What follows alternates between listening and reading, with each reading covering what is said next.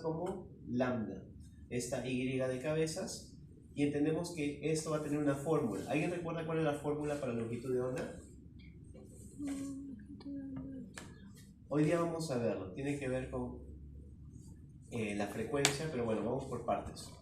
Movimiento ondulatorio, entendemos que todas las ondas sonoras son ondas mecánicas longitudinales, van a propagarse por medios de todo tipo, tanto gaseosos, líquidos como sólidos. El movimiento ondulatorio y la propagación se va a dar en una línea recta, pero entendemos que las moléculas, cuando el sonido se va propagando, lo que viaja es la energía de las ondas mecánicas, pero no viaja en medio. ¿Me dejo entender? Cuando yo hablo, las moléculas de aire no están moviéndose de mi boca a sus oídos, ¿correcto? ¿Qué está moviéndose? ¿Qué está viajando? La energía, ¿correcto? Entonces, al momento en que yo genero un sonido, causo una vibración en mis cuerdas vocales y eso se transmite al aire que está saliendo por la expiración. Esas ondas van a ir viajando de aquí hacia donde ustedes están, hasta que lleguen a su membrana timpánica, a través de zonas de compresión y rarefacción, que ahora vamos a entender un poquito mejor, donde lo que hace el aire es básicamente comprimirse y distanciarse de aquí a allá, pero las moléculas realmente no se desplazan, no se mueven, si me dejo entender. ¿Okay? Entonces, también entendemos que en la propagación, cuando estas se van propagando a través de un medio, a través de interacciones de las moléculas del mismo, es decir, cuando se propagan a lo largo de la puerta, para que yo escuche un poco mejor, las ondas mecánicas chocan sobre la puerta y se propagan dentro del mismo medio. Muy bien. El medio no se desplaza, simplemente transmite la energía. Y esas moléculas van a vibrar en la dirección en la que se están propagando las ondas. Entonces hay una vibración, ¿correcto? Y esta vibración que se da, la podemos entender de la siguiente forma. Cuando yo hablo, va a haber zonas de compresión y rarefacción. Eso quiere decir que de aquí a donde ustedes están sentados, el aire va a hacer esto durante todo el recorrido. En algunas zonas las moléculas se van a volver más densas, se van a comprimir, zona de compresión. En la siguiente zona se van a distanciar. De ahí se vuelven a comprimir, de ahí se vuelven a distanciar. Pero las moléculas que estaban en la primera zona no han viajado. Simplemente la energía se ha transmitido de una zona a la siguiente, a la siguiente, a la siguiente, en un efecto de cadena, ¿correcto? Entonces, tenemos que las zonas de compresión y rarefacción van a ser aquellas que van a dar lo que es la transmisión de lo que es ondas sonoras de punto A punto B, ¿correcto? La longitud de onda se entiende como la velocidad sobre la frecuencia. Velocidad la vamos a medir en ¿qué? ¿Cuál es la unidad para velocidad? Metros por segundo. Y la frecuencia la vamos a medir en una unidad que tal vez no conozcan, que se conoce como Hertz. Hertz.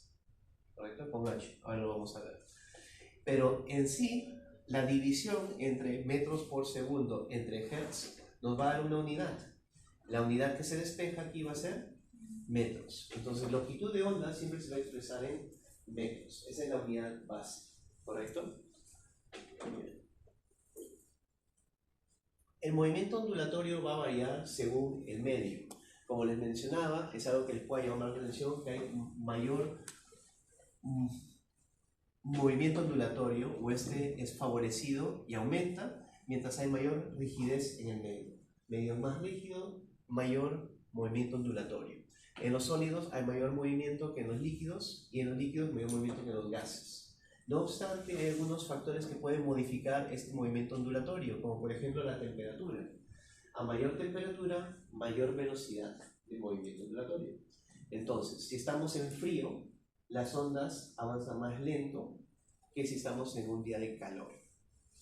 ¿Bien? Les doy un ejemplo. No lo van a notar cuando están conversando con alguien. Si están hablando con alguien y están en Ticlio versus en Piura, en Punta Sal, cuando hablan no van a notar ninguna discrepancia en el tiempo, ¿correcto? Pero ¿dónde se puede percibir esto? Cuando hay sonidos a distancia. Por ejemplo, en el caso de una tormenta, cuando suena un relámpago, o en el caso de los fuegos artificiales. ¿Alguna vez ustedes han visto que pueden escuchar pueden ver la luz y después recién escuchan el sonido? Por ejemplo, ¿han estado alguna vez en una tormenta en la sierra o la selva? Muchas veces podríamos notar eso otra vez más en ese tipo de fenómenos, donde se va a ver una mayor, va a ser más notorio. Pero en sí aquí tenemos una tabla para que tengan una idea. A 0 grados centígrados, la velocidad de movimiento ondulatorio es aproximadamente 325 metros por segundo. Pero si nos vamos a los 40 grados centígrados, ya estamos hablando de 360, 355 a 60 metros por segundo. Entonces ha subido considerablemente. El efecto de la temperatura nuevamente es directamente proporcional a la velocidad. Aumenta la temperatura, aumenta la velocidad. ¿Estamos? Hay varios términos que vamos a ir recordando, seguramente los han visto en el colegio, pero si no los recuerdan, los vamos a reintroducir hoy día. Periodo es el tiempo que tarda en efectuarse una onda completa, se va a medir en segundos y va a tener la letra T mayúscula como su símbolo. Entonces, cuando vean T igual, T es igual a periodo. Y nuevamente, ¿qué es el periodo? El tiempo que tarda en efectuarse una onda completa. Es decir, cuando hablamos de una onda completa, es de línea de media a línea media, ¿correcto? Para que se dé una longitud de onda completa. Muy bien. Entonces, el periodo en este caso puede entender de que si hay 3 ondas completas en un segundo, ¿cuál es el periodo aquí? 1/3 de segundo. ¿Se entiende? Entonces, el periodo, ¿cuánto tarda una onda completa? Hasta aquí. Si este intervalo es 1 segundo, ¿cuánto tiempo ha pasado de aquí a aquí? 1/3 de segundo. ¿Se entiende? ¿Sí? Entonces, el periodo en este caso viene a ser 1/3 de segundo. Ahora, ¿qué cosa es la frecuencia? Aquí tenemos la frecuencia, es igual a 1 entre el periodo.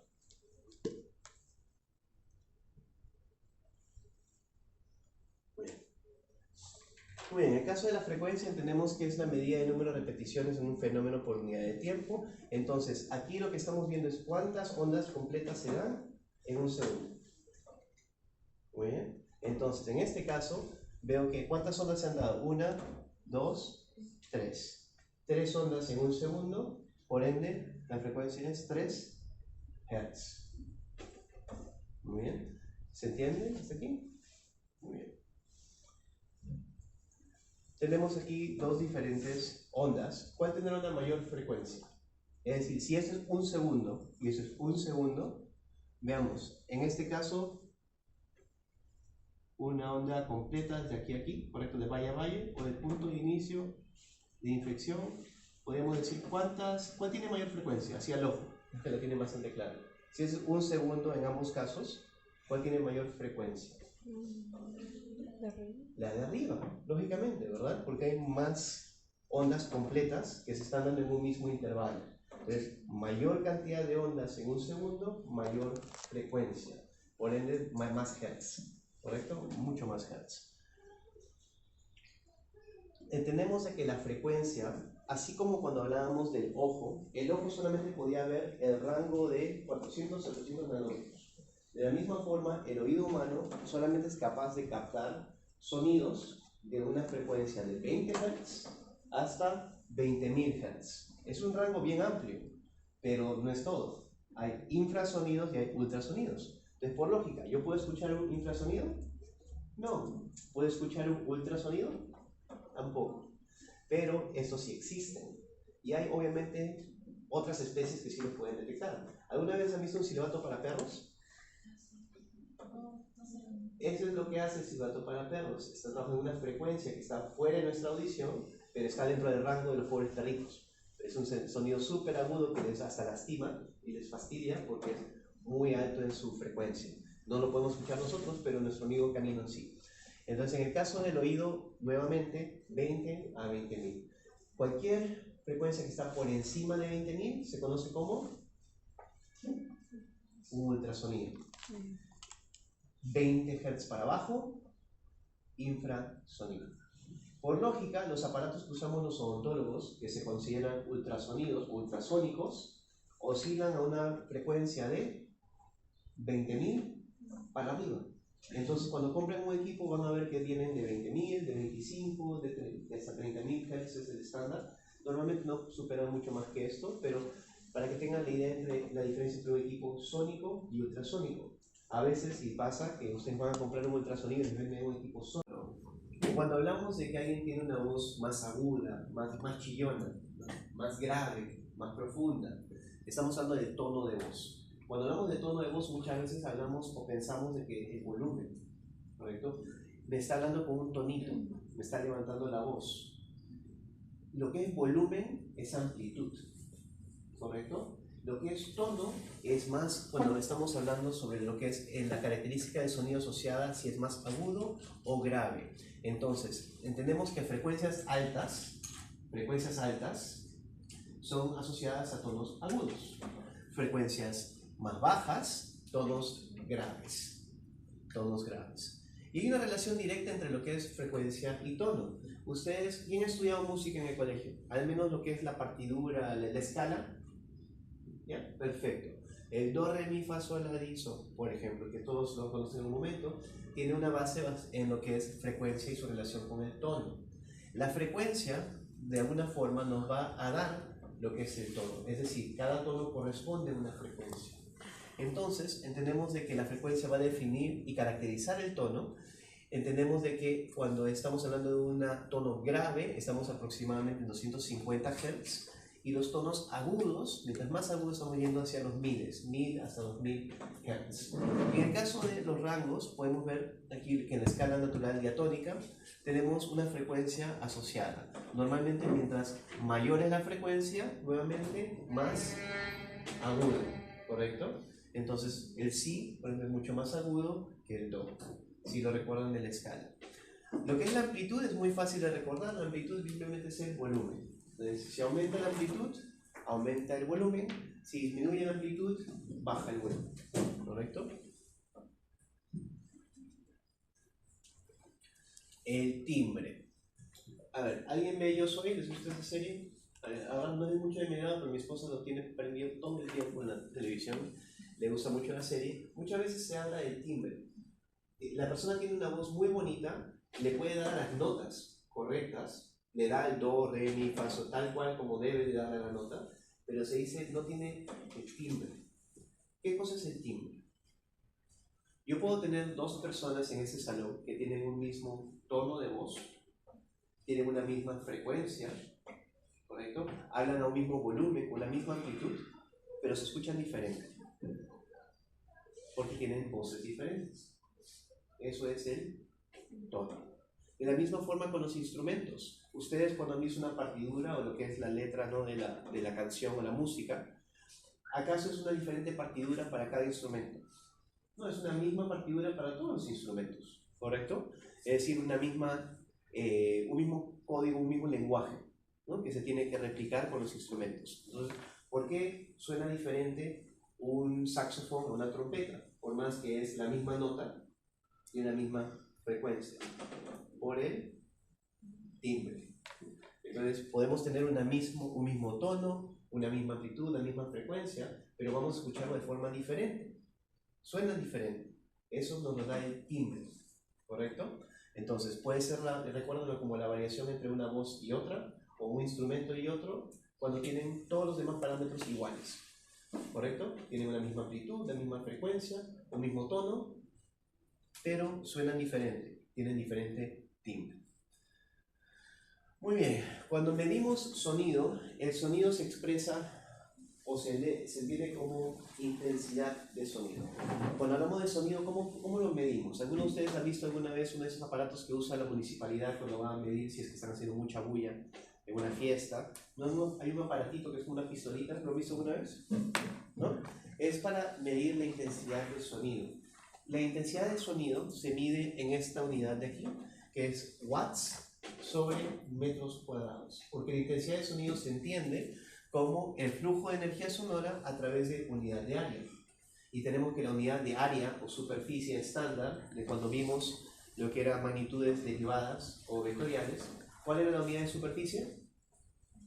Metros cuadrados, ¿correcto? Entonces aquí estamos usando watts. Los watts estamos hablando sobre lo que es intensidad, muchas veces asociado a lo que es corriente eléctrica, que tiene varias diferentes unidades como amps, amperios, que es la oficial, pero también tenemos watts. Entonces, watt por metro al cuadrado es igual a 1 decibelio. Muy bien. Eso de aquí, como no nos gustan tanto las fórmulas para una unidad, tenemos una unidad para intensidad de sonido. Y la unidad de intensidad de sonido se conoce como decibelio. Nuevamente es lo mismo que acabamos de mencionar, ¿correcto? Intensidad de sonido es watts entre metros al cuadrado. Y aquí tenemos lo que es los decibeles. Los decibelios, yo digo decibeles porque en Spanglish, en inglés es decibels, y me acuerdo de esa palabra y siempre digo decibeles. Me corrigen por favor si digo decibelios en castellano. Y en el caso de los decibelios, esta viene a ser la unidad para intensidad de sonido. Entonces, si les pregunto, ¿cuál es la unidad de intensidad de sonido? Pueden decirme decibelios, o podríamos decir un decibelio es igual a 1 watt entre metro al cuadrado. ¿Estamos? Muy bien. ¿Y qué es un decibelio? Básicamente es la unidad que se utiliza para describir el sonido, y tenemos así como hay un rango de audición que yo puedo percibir con mi oído, también hay un rango de audición mínimo para que yo lo pueda percibir y un rango máximo antes de que me cause daño.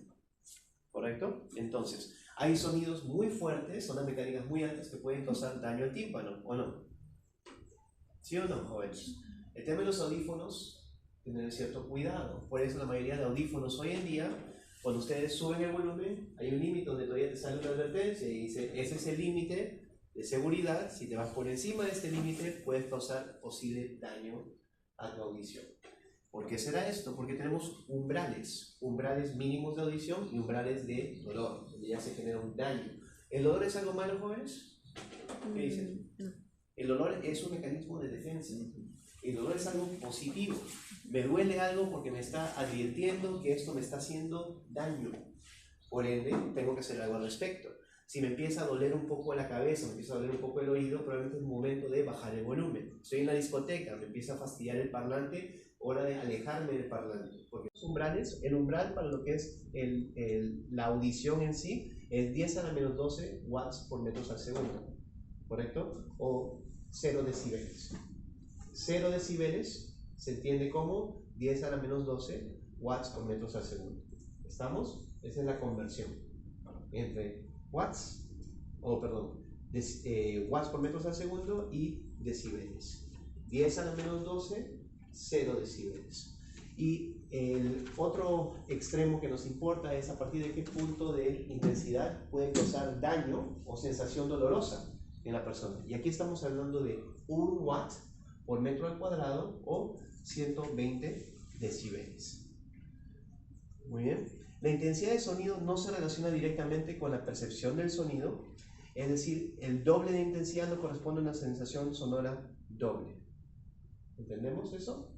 ¿Sí? Entonces, nuevamente, la sensación sonora doble, ¿qué me lo va a dar? Mayor volumen, mayor amplitud. ¿Correcto? Si tengo una amplitud de 5 y duplico esto a 10, voy a escuchar el doble del sonido. La amplitud sí funciona de esa forma. En el caso de la intensidad del sonido, no es tan simple, no es tan directo. No quiere decir que directamente al duplicar la intensidad voy a tener el doble de sensación sonora. Es decir, si me voy de 40 decibeles a 80, no necesariamente va a ser exactamente el doble. A eso se refiere. Y finalmente tenemos de que la magnitud o el nivel de intensidad va a ser la escala que se va a utilizar justamente para poder plasmar esta intensidad auditiva. Dijimos nuevamente que el umbral auditivo que yo puedo escuchar es a partir de 0 decibeles en adelante, ¿correcto? 0.0001 decibeles ya lo puedo escuchar, pero de eso en adelante. Y eso se traduce cuando hablamos de la intensidad específica a 10 a la menos 12 watts por metro por segundo. Ahora, si nos vamos al extremo del dolor, ¿cuánto es el umbral de dolor? A partir de 1 watt por metros al cuadrado. ¿Dónde está 1 watt por metros al cuadrado aquí? ¿Qué me puede decir?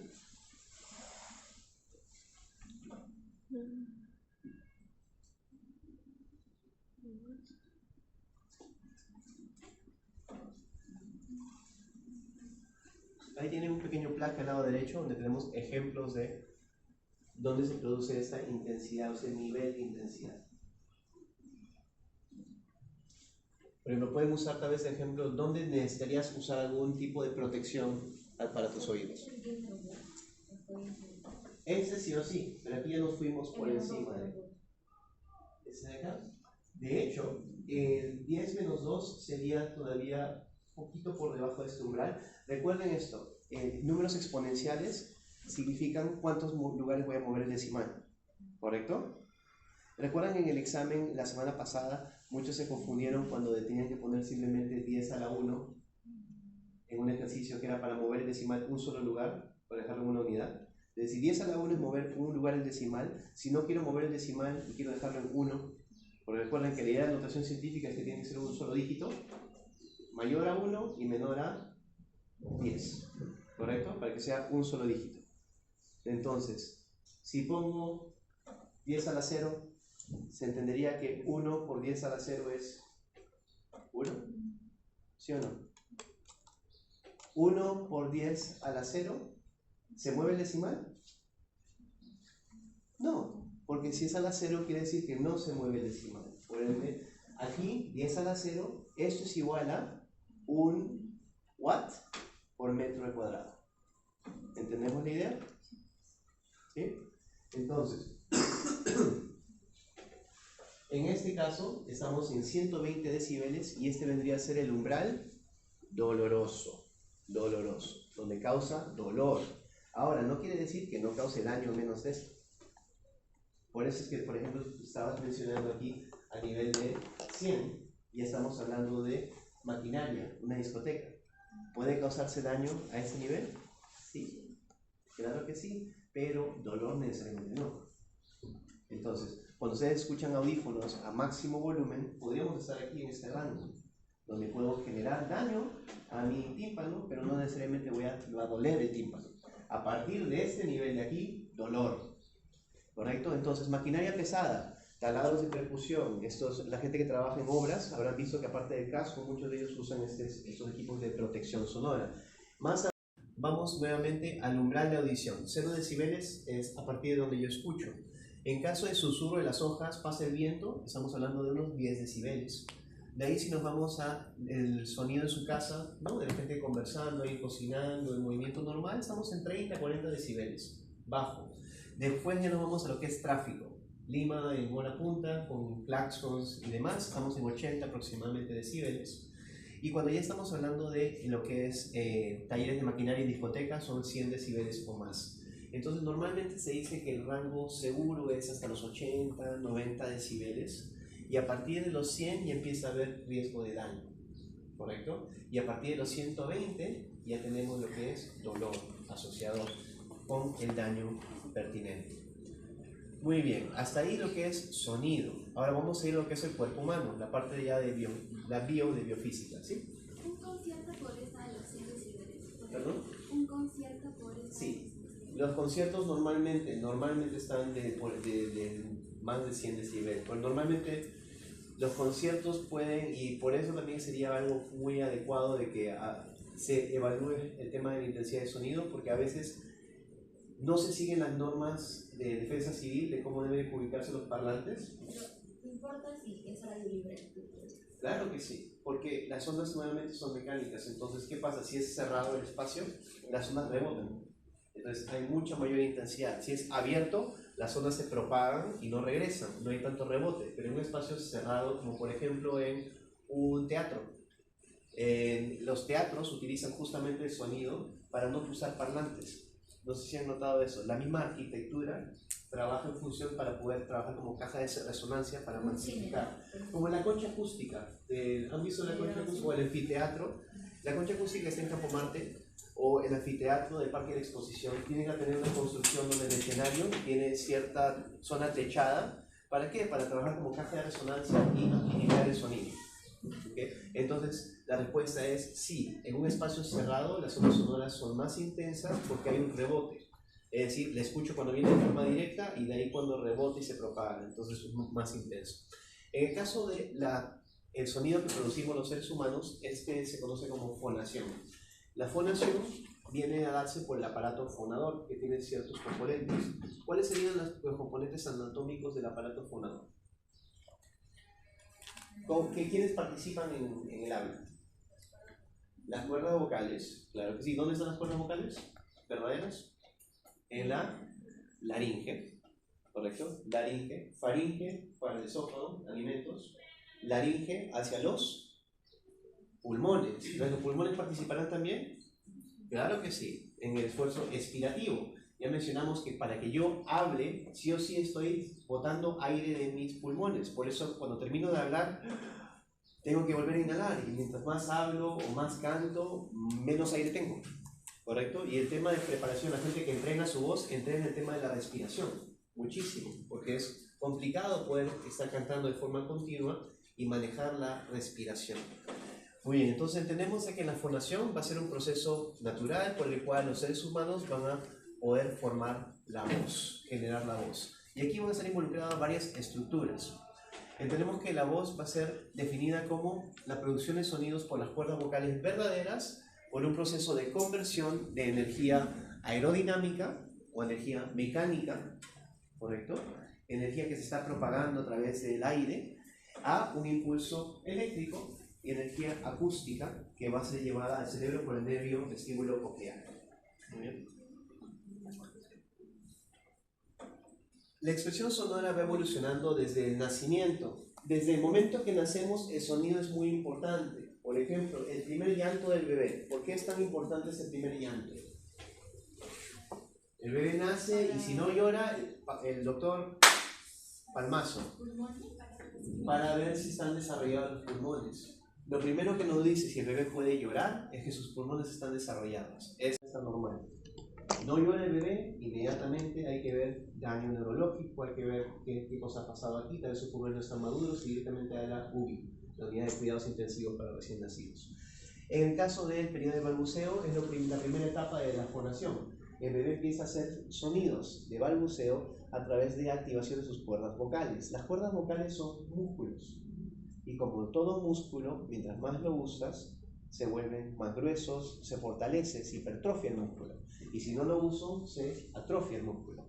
¿Entendemos el concepto? ¿Sí? Entonces las cuerdas vocales, de la misma forma que un fisiculturista entrena haciendo pesas, la gente que habla y hace oratoria entrena sus cuerdas vocales, la gente que hace actuación entrena sus cuerdas vocales, los que hacen canto, lírica, con más razón aún. Y obviamente tienen completamente otras condiciones las cuerdas vocales de una persona que las tiene preparadas, que digamos las ha ido desarrollando poco a poco. Entonces, primero está el periodo de balbuceo, después tenemos el periodo de asociación sensitivo-motora, donde se empieza a asociar el control muscular. Los niños empiezan a tener primero el reflejo prensil de agarrar todo, ¿no? Todo es tacto. Después la fase oral, donde todo va a la boca directamente. Pero de la misma forma como van ya a vivirse conscientes, empiezan también a controlar lo que son los músculos de la boca, lengua, labios, etc. Y empieza lo que es el lenguaje del eco. Los niños no empiezan hablando porque quieren producir lenguaje como un fin, es decir, leche, hambre. No, el bebé lo único que hace es repetir. Escucha mamá, papá todo el día, repite. Es el eco. Es decir, simplemente repetir como un loro lo que escuchas. Y muchas veces tú le dices papá todo el día, pero la primera palabra no es papá ni tampoco es mamá, es tu nombre. La primera palabra de mi hijito ha sido Ana, porque mi esposa se llama Ana. Ella todo el día está que dice mamá, mamá, mamá, pero escucha que yo le llamo Ana, todos le llaman Ana a mi esposa, entonces su primera palabra fue Ana, eco. Y primero él no necesariamente sabe quién es Ana, pero después pasa un poquito más de tiempo y ya pasamos en lo que es el nacimiento del lenguaje, donde ya se crea esa asociación en la cabeza entre la palabra y la persona. Entonces ya no simplemente repite la palabra, ahora cuando quiere a su mamá, Ana. Eso recién se da como ya un proceso evolutivo, no es desde el nacimiento. Entonces la evolución del idioma, del lenguaje, se va a dar por etapas. Ahora la pregunta sería si el niño no puede oír, nace con deficiencia auditiva. Ya no decimos sordo, no decimos ciego. Es un poquito, tiene una connotación negativa. Entonces ahora se habla de deficiencias, ¿correcto? Deficiencia auditiva, era sordo. El ciego, deficiencia visual. Si un niño nace con deficiencia auditiva, podrá desarrollar lenguaje. ¿Qué dicen? Por eso se habla de que un niño es sordomudo. No es que no tenga cuerdas vocales, no es que haya una alteración en las cuerdas vocales, es que para poder crear el lenguaje tengo que poder escucharlo, para poder imitarlo. Deficiencia auditiva general, es decir, no escucho absolutamente nada, es que hay un daño, una alteración a nivel del oído interno, donde está la cóclea.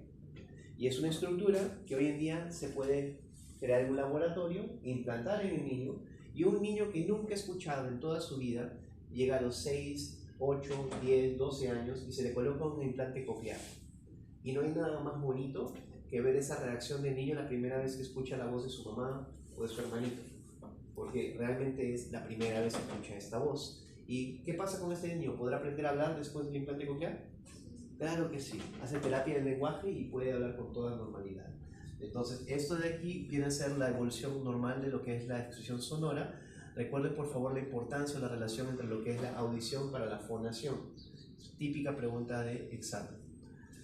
En lo que es la formación de sonidos van a participar una serie de procesos. Ya mencionamos los órganos que están involucrados, ¿correcto? A partir de los pulmones tenemos lo que es el esfuerzo expiratorio, ¿correcto? Para poder hablar se tiene que evacuar aire de los pulmones, sí o sí. Ahora, quiero que quede clarísimo que no es que porque el aire se mueve de adentro hacia afuera, este aire se va moviendo hasta sus oídos. No, simplemente este aire se mueve hasta la caja de resonancia del cuerpo, así como esa concha acústica, así como en el cajón. ¿Han visto que el cajón es una caja vacía con un hueco? Esa caja vacía es una caja de resonancia. La guitarra tiene las cuerdas sobre una caja de resonancia. ¿Esa caja de resonancia qué hace? Amplifica el sonido, ¿correcto? Entonces, las cuerdas vocales vibran. Esa vibración es lo que genera esa onda mecánica. Pasa el aire saliendo por el movimiento expiratorio, el esfuerzo expiratorio, y esas moléculas de aire van a tener una resonancia, van a tener una amplificación en los espacios vacíos de la cabeza, como por ejemplo la boca. ¿Y qué otra cavidad tenemos donde se podrá amplificar el sonido? La cavidad nasal, por ejemplo. Por eso es que nuestra voz, nuestro sonido puede variar si tenemos, por ejemplo, la nariz tapada, porque también la cavidad nasal participa en la creación del sonido. Después tenemos la actividad laringea.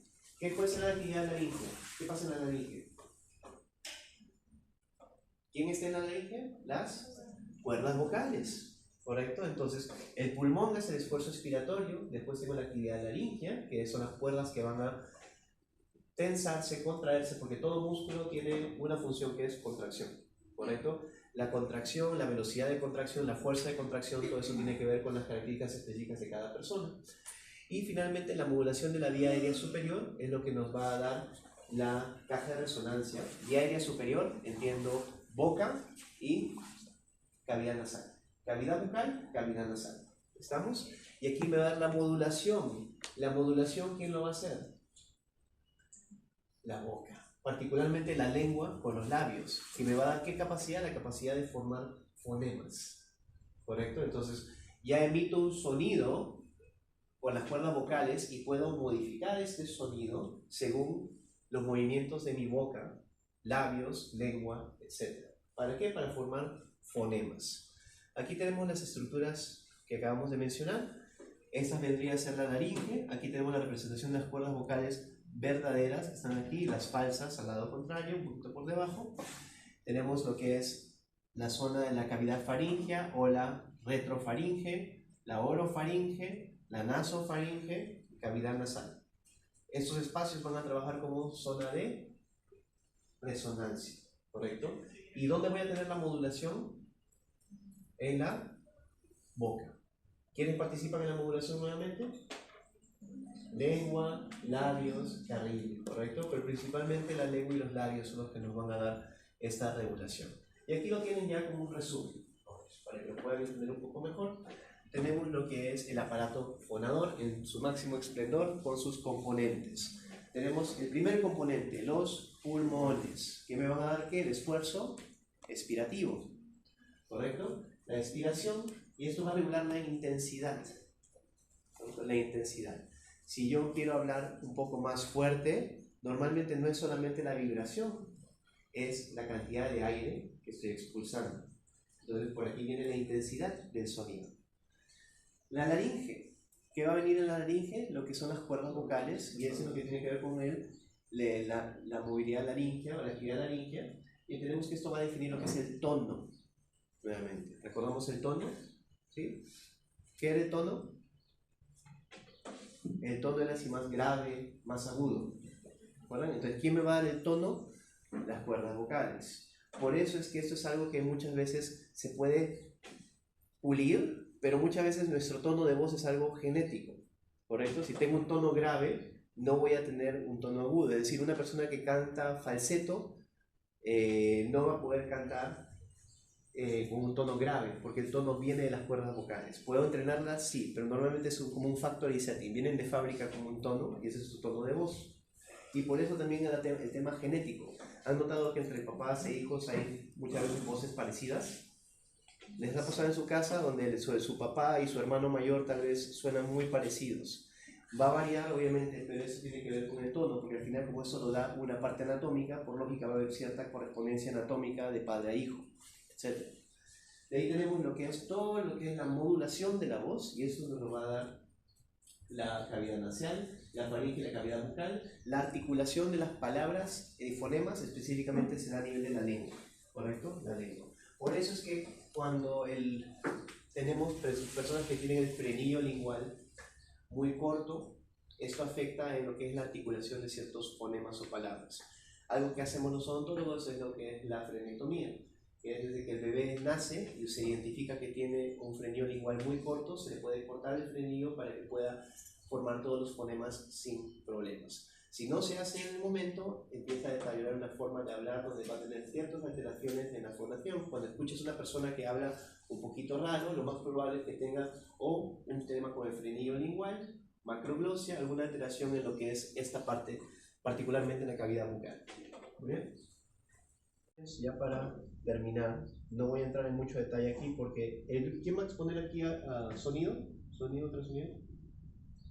Me han faltado varios, me imagino que son los grupos que han faltado, pero hay un grupo que va a exponer justamente sonido, qué cosa es, todo el proceso fisiológico de la audición y aplicaciones en salud. Mencionamos ecografía y ultrasonido en particular que quería que desarrollen, pero les doy esto como una pequeña introducción a lo que va a ser el tema, que van a entrar en mucho más detalle sus compañeros. ¿Cómo se da la audición?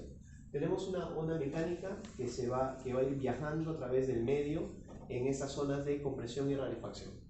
Llega al canal auditivo y el pabellón de la oreja lo que va a hacer es que va a servir como un conducto, un embudo, ¿no? Para poder canalizar las ondas sonoras hacia lo que es el conducto auditivo externo.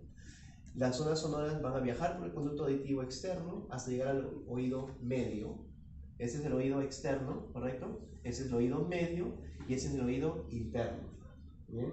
En el oído medio tenemos lo que se conoce como el tímpano, que realmente es una membrana timpánica que va a estar acoplada, como vemos aquí, membrana timpánica, está acoplada al martillo, al yunque y al estribo. El martillo, yunque y estribo son tres huesos pequeñísimos, chiquititos, con la justa los puedes ver. Y esos tres huesecitos están acoplados entre la membrana timpánica hacia lo que es la cóclea, ¿correcto? Entonces, esta membrana timpánica va a recibir las vibraciones y a través de estos huesecillos va a transmitir esas vibraciones hasta la cóclea. Y en la cóclea tenemos ya el oído interno, que va a tener un montón de funciones la cóclea. Está la función auditiva, también tiene que ver con el equilibrio. Cuando tienes una infección en el oído, por ejemplo, muchas veces la gente le da vértigo, puede caerse muy fácilmente, porque justamente se da una inflamación a nivel de esta estructura y como esto nos ayuda con mantener el equilibrio, es sentir que estoy parado derecho. Si esto se ve afectado, el líquido que está dentro de esta cavidad se ve afectado, me afecta el equilibrio. Es decir, tengo mucha propensidad de caerme o tropezarme y tener algún accidente. Entonces, ¿qué pasa con la onda mecánica? Entra nuevamente, llega hasta la membrana timpánica, choca en la membrana timpánica, genera, obviamente esta energía mecánica se transmite y pasa de un medio a otro, ¿correcto? Pasó de medio gaseoso a un medio sólido, ¿correcto? Pero se sigue transmitiendo esta onda mecánica a lo largo de los huesecillos hasta que llega al estribo, y el estribo está, digamos, en contacto o proximidad con lo que es la cóclea. y este impulso va a pasar a la cóclea y de la cóclea ya va a pasar a lo que es el nervio vestíbulo coclear para llevarlo al cerebro para su integración e interpretación. Entonces, el sonido se va a dar en esta secuencia. Ahora es más complejo que esto. El grupo que va a exponer, espero que entre en detalle en todo lo que se da dentro de este proceso, que puede ser un poquito más engorroso, pero básicamente lo que se ha explicado es la versión resumida, ¿no? Para que lo tengan claro como una introducción. Identificando qué características. La amplitud, volumen. Si yo quiero hablar sobre el tono de voz de una persona, estoy hablando de si es más agudo o más grave. Si hablamos sobre lo que es la intensidad del sonido, ¿qué es intensidad del sonido?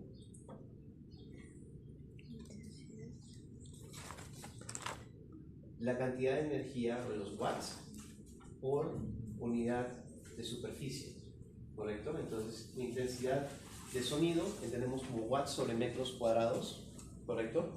Y el nivel de intensidad, ¿cómo se mide? ¿Cuál es la unidad para el nivel de intensidad? Decibelios.